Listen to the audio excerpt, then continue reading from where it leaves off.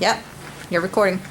Good afternoon, I'm Jennifer Powell, and here in the audience today we have Danny Williams, Curtis Haslam, Kenny Ham, Tony Rozier, and Rachel Kroll. Thank you all for being here today. Today I'm going to speak to you about the buzz on caffeine.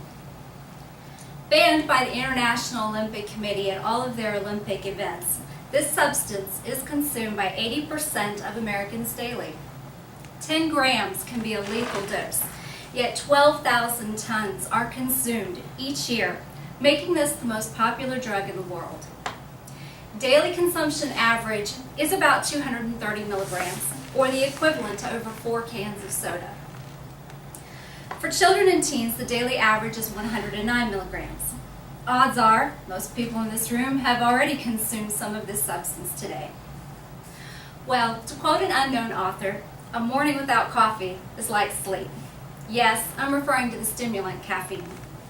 Now, I must include myself in that 80% of Americans who partake daily, and I can attest to the lure of the adrenaline rush to get going in the morning. But while many of us cannot function without caffeine, it can have harmful psychological and physical effects, which I will discuss today, as well as the symptoms of addiction and how to break the habit. Now that we see how popular caffeine is, let me share some of the negative effects on the human body. In an article by Judy Monroe titled Caffeine's Hook from the January 1998 issue of Current Health magazine, she notes that caffeine can be harmful, causing one to be nervous and jittery, and can interfere with sleep. It creates a tolerance and a dependence, making it addictive. As time passes, one builds up a tolerance and needs more and more of this substance to achieve the same energy level. It also affects heart rhythm, raises blood pressure, and can cause headaches and dizziness. The U.S. Food and Drug Administration, the agency that protects and promotes public health in our country, posted an information page about caffeine on their website in the fall of 2007. They advise caffeine reaches peak level in the blood within 1 hour of consumption and remains in the blood for 4 to 6 hours. It is considered a diuretic, meaning it can easily dehydrate you. Production of gastric acid in the stomach is increased, not only causing heartburn, but a hungry feeling that can lead to overeating. Teens and college students have become increasingly susceptible due to all the energy drinks on the market today. They highly attract those needing to stay up late studying, then be alert again first thing the next morning.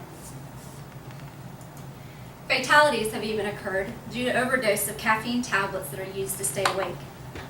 And it's easy to overdo your intake when you think about the amount of coffee you drink in the morning, the amount of sodas you drink throughout the day, and the medications you possibly consume that have caffeine in them, such as allergy pills, pain relievers, or weight control suppressants. Along with physical effects, caffeine can have psychological effects as well. It is by nature a psychoactive drug, which means it affects the mind. It impacts your central nervous system, which is made up of the brain and spinal cord.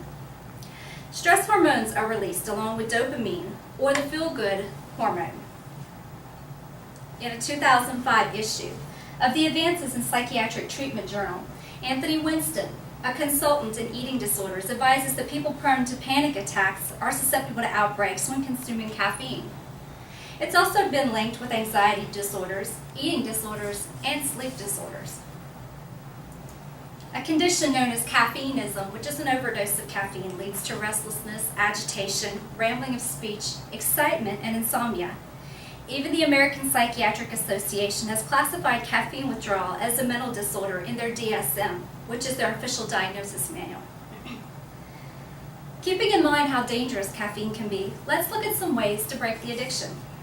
Betsy Bohannon, a registered dietitian, states in an article published in an issue of Diabetes in the News, you may be addicted to caffeine even if you drink only 1 cup with breakfast every morning. So, how do you know if you're addicted? Some people may go without caffeine and experience no withdrawal symptoms, but the majority will probably experience one or more of the following: headaches, irritability, depression, exhaustion, muscle pain, shakiness, or nausea. Symptoms usually set in within 18 to 24 hours and peak within 48 hours. Now, the severity of withdrawal symptoms can be lessened by just gradually decreasing your intake of caffeine instead of quitting cold turkey. try mixing your coffee with half caffeinated, half decaffeinated. Or if you drink black tea regularly, switch to herbal tea. Substituting juice for soda will give your body that sugar it needs without the caffeine. Also pay attention to the dosages to make you aware of how much you're consuming. In conclusion, we've seen that caffeine addiction can be a serious problem and detrimental to one's health. We have examined how it affects the body both mentally and physically and learned the signs of addiction. The good news is, it's possible to break the habit, detox the body, and restore your nervous system as well as energy level to a healthier state. In the words of Winston Churchill, healthy citizens are the greatest asset any country can have. Thank you.